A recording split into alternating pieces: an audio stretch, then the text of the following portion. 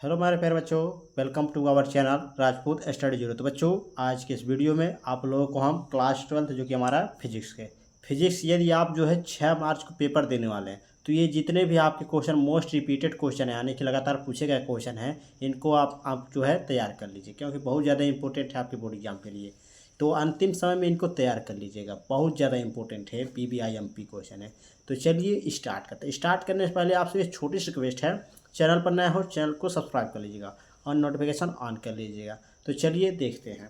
तो देखिए, हमारा पहला क्वेश्चन दिया है यहाँ पर, मोस्ट रिपीटेड क्वेश्चन है, दिया है वैद्युत क्षेत्र की तीव्रता। क्या? वैद्युत क्षेत्र की तीव्रता का परिभाषा लिखना है, मात्रक और बीमा लिखना है। मोस्ट इंपोर्टेंट क्वेश्चन है, रिपीटेड है। तो परिभाषा देख लीजिए, परिभाषा लिखेंगे जो कि वैद्युत क्षेत्र में किसी बिंदु पर रखे धन परीक्षण आवेश पर लगने वाले बल की तीव्रता को वैद्युत क्षेत्र की तीव्रता कहते हैं। बहुत ज़्यादा इंपॉर्टेंट है। तो परिभाषा देखिए, फिर से बता देते हैं। देखिए, लिखेंगे वैद्युत क्षेत्र में किसी बिंदु पर रखे धन परीक्षण आवेश पर लगने वाले बल की तीव्रता को वैद्युत क्षेत्र की तीव्रता कहते हैं। इसका फार्मूला लिखिएगा, E बराबर F/Q0। ये इसका फार्मूला होता है। अब मात्रक कैसे निकालते हैं, मात्रक निकालना हम बता देते हैं। देखिए, ये जो आपका F है, F क्या हमारा है? बल है। तो बल का मात्रक क्या होता है? न्यूटन। क्या होता है? न्यूटन। और Q यानी कि आवेश, आवेश का मात्रक क्या होता है? कूलाम। तो हो जाएगा न्यूटन प्रति कूलाम, इसका मात्रक हो जाएगा। बीमा लिख लीजिएगा, बीमा हो जाएगा ML T पे -3 A पे -1। ये बीमा हो गया। अब इसमें एक और पूछ लेता है कभी काल, राशि। ये कौन सी राशि, जो वैद्युत क्षेत्र की तीव्रता है, कौन सी राशि है? ये एक सदिश राशि है। ये ध्यान दीजिएगा, बहुविकल्प में पूछ लेता है कि जो वैद्युत क्षेत्र की तीव्रता है कौन सी राशि है, तो ये सदिश राशि है। तो इसको नोट्स कर लीजिए। चलिए अब देख लेते हैं हम दूसरा क्वेश्चन, जो आपका रिपीटेड है।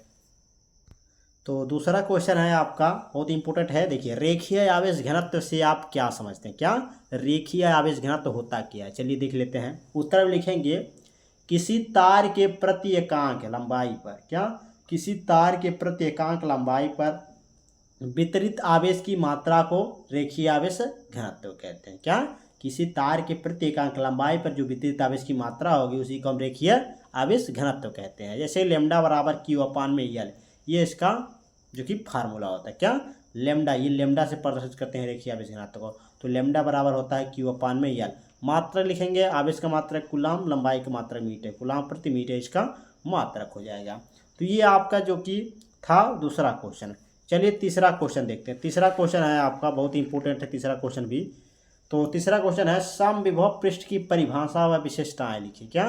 समविभव पृष्ठ की परिभाषाएं व जो कि विशेषता लिखना है। तो देखिए, परिभाषा लिखेंगे किस प्रकार लिखेंगे, किसी वैद्युत क्षेत्र में स्थित वह पृष्ठ जिसके प्रत्येक बिंदु पर विभव क्या होता है? समान होता है, उसी को हम क्या कहते हैं? समविभव पृष्ठ कहते हैं। मान लीजिए कोई वैद्युत क्षेत्र है, उसमें क्या स्थित है? कोई पृष्ठ। उस पर जो प्रत्येक बिंदु होगा, वह प्रत्येक बिंदु पर जो विभव होगा उसका जो मान होना चाहिए वह समविभव, यानी जो विभव होगा वह समान होना चाहिए। वो बिंदु पर जो है सभी विभव क्या होना चाहिए? समान होना चाहिए। उसी को हम क्या कहेंगे? समविभव पृष्ठ कहेंगे।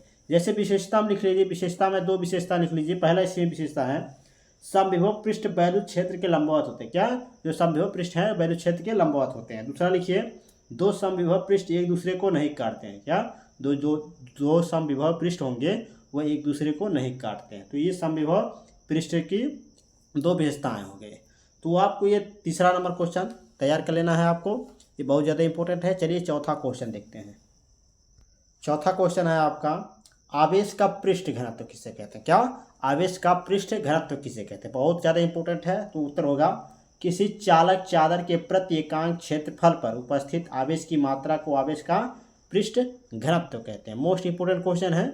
तो देखिए, ये आपका जो है इसे हम सिग्मा से प्रदर्शित करते हैं, कुछ इस तरह होता है। इसको सिग्मा से प्रदर्शित करते हैं। सिग्मा बराबर होता है Q/A। क्या? Q/A। इसका मात्रक लिखिए, मात्रक हो जाएगा आवेश का मात्रक कूलाम और एरिया यानी क्षेत्रफल का मात्रक मीटर स्क्वायर, यानी कूलाम प्रति मीटर स्क्वायर इसका जो कि मात्रक हो जाएगा। किसका? आवेश के पृष्ठ घनत्व का। तो ये मोस्ट इंपोर्टेंट क्वेश्चन है आपके बोर्ड एग्जाम के लिए, इसको तैयार कर लीजिए। उसके बाद हम देखेंगे पांचवा क्वेश्चन जो रिपीटेड है। पांचवा क्वेश्चन है आपका, बहुत ज़्यादा इंपॉर्टेंट है, कूलाम का वैद्युत बल संबंधी नियम। बहुत ज़्यादा इंपॉर्टेंट है, PBIMP है। तो देखिए, कूलाम का वैद्युत बल संबंधी नियम होता क्या? देखिए, कूलाम के नियम के अनुसार, क्या कूलाम का नियम क्या कहता है, देख लीजिए।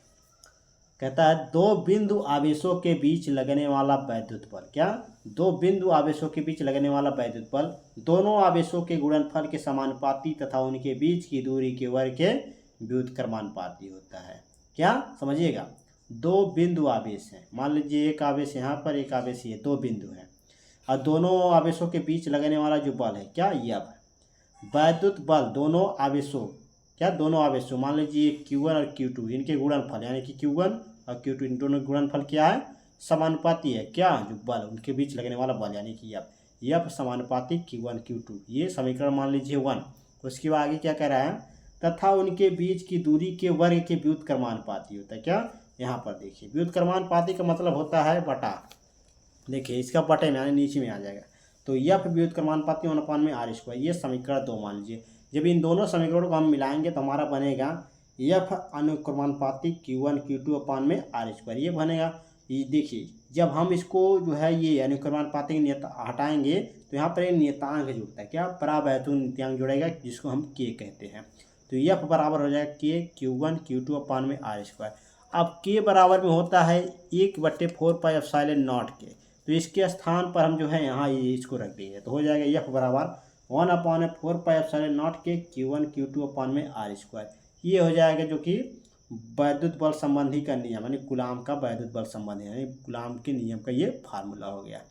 अभी ये इसको देखिए हम इसको शॉर्ट में कर सकते हैं, जैसे कि k इसको हटाएंगे तो हमारी शॉर्ट में थोड़ा और बन जाएगा। तो यानी कि जब निर्वात वायु में जब k का मान 1 होता है, प्रवर्तक k का मान 1 होता है, तो हमारा फार्मूला बनता है यहाँ पर F बराबर 1/4πε0 Q1 Q2 में r², ये फार्मूला बनता है। जहाँ पर आपका यहाँ पर देख सकते हैं ये जो आपका 1/4πε0 है, इसका मान होता है 9 × 10⁹ न्यूटन मीटर स्क्वायर प्रति कूलाम स्क्वायर। इसको याद रखिए क्योंकि ये न्यूमेरिकल सॉल्व करने में आपको मदद मिलती है। तो नेक्स्ट वीडियो में आपको हम न्यूमेरिकल बताएंगे, इसको तैयार कर लीजिए, मोस्ट रिपीटेड क्वेश्चन है। तो ये था कूलाम के नियम का वैद्युत बल संबंधी नियम, मोस्ट इंपोर्टेंट क्वेश्चन था। चलिए देख लेते हैं क्वेश्चन नंबर 6 को। क्वेश्चन नंबर 6 है, बहुत ज़्यादा इंपॉर्टेंट। देखिए दिया है क्वेश्चन, वैद्युत फ्लक्स की परिभाषा तथा मात्रक लिखिए। क्या वैद्युत फ्लक्स की परिभाषा और मात्रक लिखना बहुत ज़्यादा इंपॉर्टेंट है। तो उत्तर लिखेंगे वैद्युत क्षेत्र में स्थित किसी काल्पनिक पृष्ठ के क्षेत्रफल से अभिलंबवत दिशा में गुजरने वाली वैद्युत बल रेखाओं की संख्या की माप को हम क्या कहते हैं, वैद्युत फ्लक्स कहते हैं। समझिएगा, कोई वैद्युत क्षेत्र है उसमें स्थित जो काल्पनिक पृष्ठ होगी उसके क्षेत्रफल से जो अभिलंबवत दिशा में गुजरने वाली जो वैद्युत बल रेखा होगी उसकी संख्या की माप को हम क्या कहेंगे, वैद्युत फ्लक्स कहेंगे। इसे हम φe से दर्शाते हैं। किसे, जो आपका वैद्युत फ्लक्स है इसे हम φe से दर्शाते हैं। फार्मूला होता है φe बराबर Ea। क्या φe बराबर Ea। इसका मात्रक लिखिए, मात्रक हो जाएगा न्यूटन मीटर स्क्वायर प्रति कूलाम। क्या न्यूटन मीटर स्क्वायर प्रति कूलाम। इसको हम एक और मात्रक देखते हैं, इसका नाम है वोल्ट मीटर। क्या इसका और एक मात्रक होता है वोल्ट मीटर, इसको भी याद रखिएगा, बहुत ज़्यादा इंपॉर्टेंट है। तो ये था 6 नंबर क्वेश्चन। चलिए 7वें क्वेश्चन को पढ़ते हैं।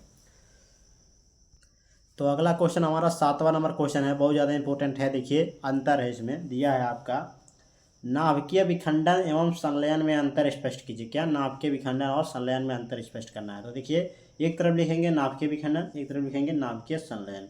तो नाभिकीय विखंडन में पहला लिखेंगे यह क्रिया भारी नाभिकों में होती है। क्या ये क्रिया जो है भारी नाभिकों में होती है। संलयन में क्या है, ये क्रिया हल्के नाभिकों में होती है। जो नाभिकीय विखंडन इसमें जो है भारी नाभिकों में होता है इसकी क्रिया, और जो नाभिकीय संलयन है इसकी क्रिया जो है हल्के नाभिकों में होती है, ये ध्यान दीजिएगा।